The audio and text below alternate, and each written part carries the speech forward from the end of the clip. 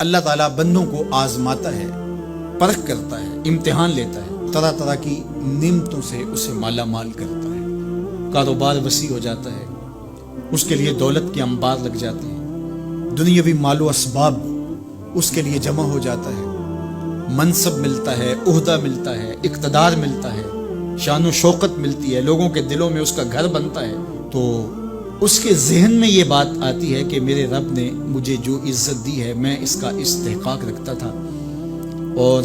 میں اگر اس لائق نہ ہوتا تو مجھے کیوں نوازا جاتا، تو گویا میرا رب میرے اوپر راضی ہے۔ اور پھر جب محفل نعت میں مہمان خصوصی بھی بن گئے تو پھر تو ان کے نفس کو اور تسکین مل گئی۔ جب پیر صاحب نے بھی ان کو ہی اہمیت دی تو پھر انہیں لگا کہ واقعہ ہی ہمارا رب ہم پہ راضی ہی ہے، تبھی تو ہمیں مذہبی طبقوں کے اندر بھی اہمیت مل رہی ہے، حالانکہ وہ جانتے ہیں کہ ہم نے یہ دولت کیسے حاصل کی ہے، وہ جانتے ہیں کہ ہمیں سجدے کی توفیق نصیب نہیں ہے، وہ جانتے ہیں کہ آج اس محفل میں مہمان خصوصی سے تو کل ہم شراب خانے میں تھے، انہیں پتا ہے، لیکن اس کی طرف توجہ نہیں جاتی، سوچتے نہیں ہیں، بلکہ وہ یہ سمجھتے ہیں کہ ہمیں یہ جو عزت مل رہی ہے یہ اللہ تعالیٰ کی طرف سے ہماری کسی قبولیت کی وجہ سے یہ عزت ہے، حالانکہ یہ ان کی آزمائش تھی، ان کا امتحان تھا۔ دوسری بات، وَأَمَّا إِذَا مَبْتَلَاهُ، اور جب اللہ اس کو آزماتا ہے، فَقَدَرَ عَلَيْهِ رِزْقَهُ، اور اس کے رزق کو تنگ کرتا ہے، اس کو آزمائش کی بھٹی میں ڈالتا ہے،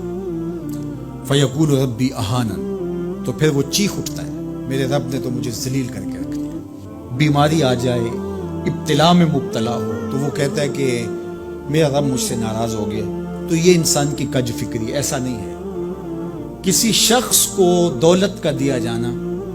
یہ اللہ کی رضا کی دلیل نہیں ہے، اور کسی شخص کو غربت کے امتحان میں ڈالا جانا یہ اللہ کی ناراضگی کی دلیل نہیں ہے۔ حضرت امام رازی نے لکھا ہے کہ مکے سے لے کر طائف تک 70 ایسے نبیوں کی قبریں ہیں جن کی وفات صرف بھوک کی وجہ سے، تکلیفوں میں، آزمائشوں میں، امتحانوں میں، ابتلاؤں میں اس کے بندے رہے۔ میرے اور آپ کے آقا و مولا حضور ختمی المرتبت کے گھر میں کبھی برابر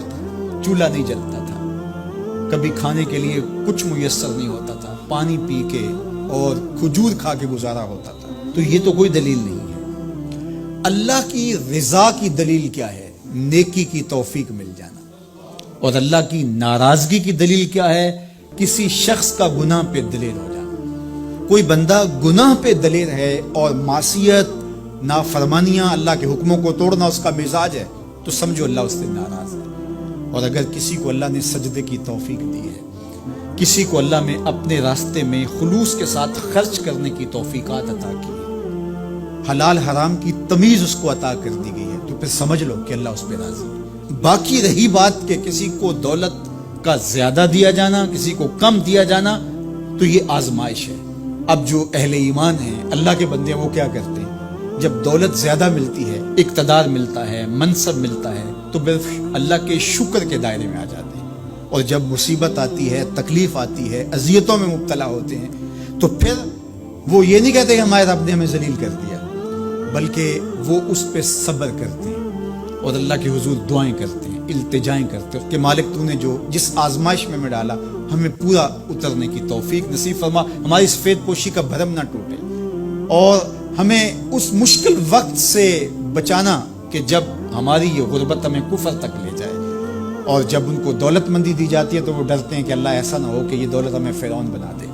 یہ دولت ہمیں نمرود بنا دے، ہمارے اندر بخل پیدا ہو، تکبر پیدا ہو، ہمارے اندر غرور پیدا ہو، تو وہ اس حالت کے اندر اللہ تعالیٰ کا شکر یا دوسری حالت میں اللہ کے حضور صبر کی توفیق مانگتے ہیں اور صبر کے ساتھ اپنی زندگی گزارتے ہیں۔